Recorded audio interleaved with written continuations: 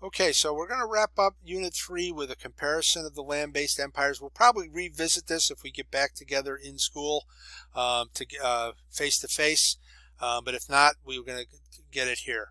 All right, so just some basic stuff here.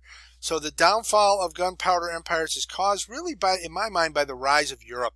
The Europeans simply outcompeted the gunpowder empires, and a lot of it is that they militarized their trading empires, and they also had this undisputed wealth from the Americas that allowed them really just to outcompete and outgun the competition when it came to the Indian Ocean world and that trade network.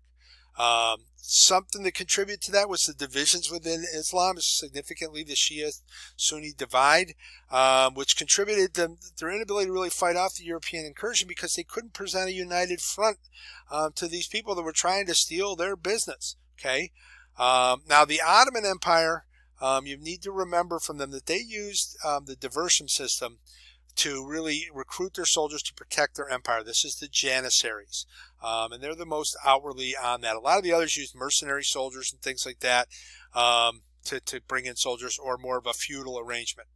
The Sunni and Shia divide caused wars between the Safavids and the Ottomans. This may have also dragged down the Ottomans a little bit because they could less focus on their conquest of Europe because they were constantly fighting the Safavids. And all of these empires that we've talked about had a centralized bureaucracy, allowed the ruler to really consolidate all the power in his hands, and it was his hands, and have greater control.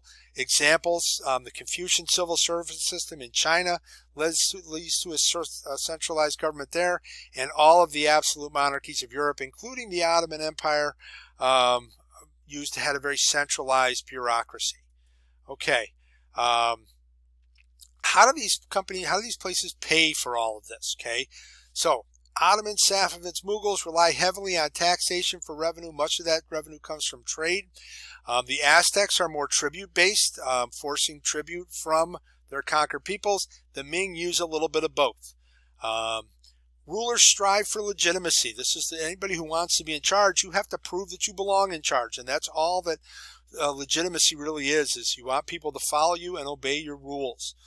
So how did they do that? Okay, to gain legitimacy, you often claimed religious authority.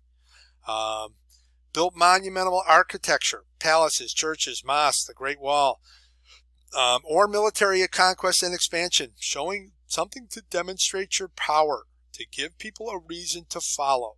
Some examples of this: the divine right of kings, most significantly under Louis XIV. Construction of elaborate mosques in the Ottoman Empire. They were huge builders. And the Mandate of Heaven in China. Okay, and then finally, there is one of those mosques. That's the Suleymaniye Mosque in the Ottoman Empire. So we will move on to Unit 4.